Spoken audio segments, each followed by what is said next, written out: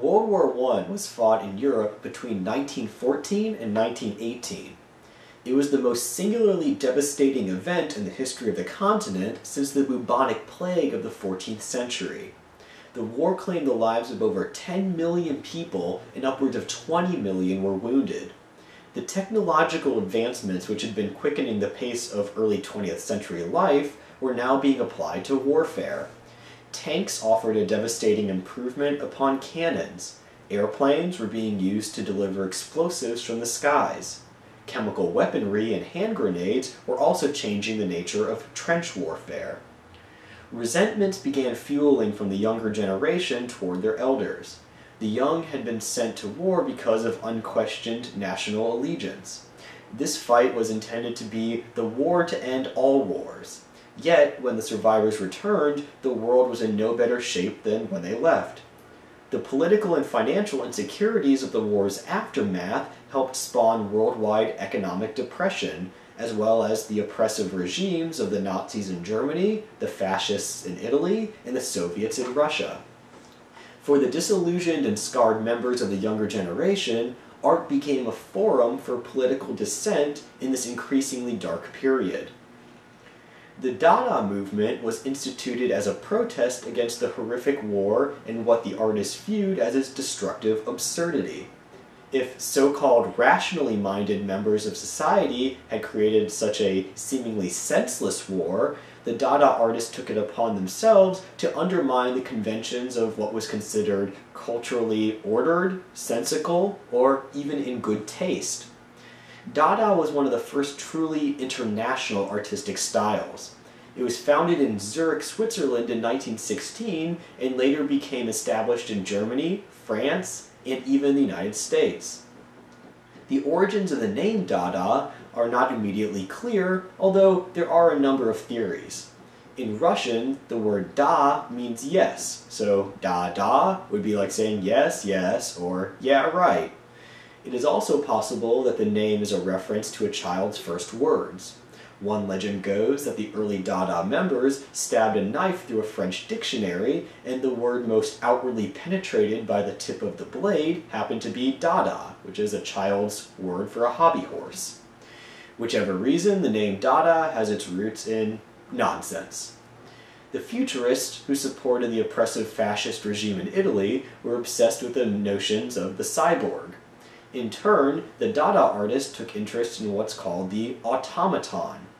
Like a cyborg, an automaton is a person mixed with machine. The difference is that a cyborg, which is given male attributes, combines with technology to obtain greater power. An automaton, on the other hand, is a defenseless creature who has been stripped of its gender. It needs to use mechanical components because of a physical reliance instead of as an upgrade or an improvement. This painting by the Dada artist Otto Dix, entitled The Scat Players, illustrates this concept. All of these card players have artificial body parts to replace the ones that they are missing. Without their artificial limbs, these figures cannot function. Based on their uniforms, it is clear that these characters are intended to reference soldiers from the war. Dix is criticizing the war practice by saying that these soldiers have been forced to literally leave part of their humanity behind on the battlefield. German Dada was characterized by the overtly political nature of its work. Artists like Otto Dix were able to sense the impending danger of the ultra-conservative Guard in Germany. This is the political climate that eventually gave way to Adolf Hitler and the Nazi Party. Dix's work was both a satire and a call to awareness. This piece by Dix, entitled The Stormtroopers, is from a series of etchings called Der Krieg. These nightmarish images recount the artist's own experience fighting in the trenches during the First World War. These images have a very strong correlation to Francisco Goya's etchings, The Disasters of War, from the early 19th century. George Gross was another artist from the German Dada whose work directly criticized the war practice. He was known for his crude and often inflammatory pen and ink drawings. This drawing, entitled Fit for Active Duty, displays a military doctor who is either too cruel or too dense to realize that he's sending a dead man back to the battlefield. This painting by Gross, entitled Eclipse of the Sun, has a different take on the automaton.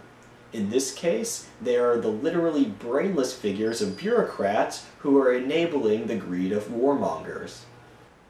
This assemblage, entitled The Spirit of Our Times, is by the German Dada artist Raoul Hausmann.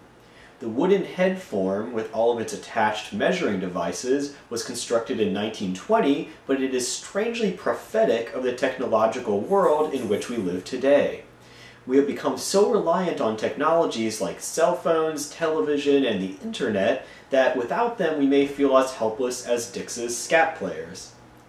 Picasso and Braque's invention of collage became a popular medium for many of the artists of the German Dada, including Raoul Hausmann. Collage served as a way of removing images from their original context. This disconnection reflected the fractured reality that these artists faced in post-war turmoil of World War I. Collage was also a way for artists with little money to find materials for making art in economically depressed post-war Europe. Hannah Hoch was another artist from the German Dada who worked with the medium of collage. Some of her work, like this piece entitled Cut with the Kitchen Knife, is overtly political.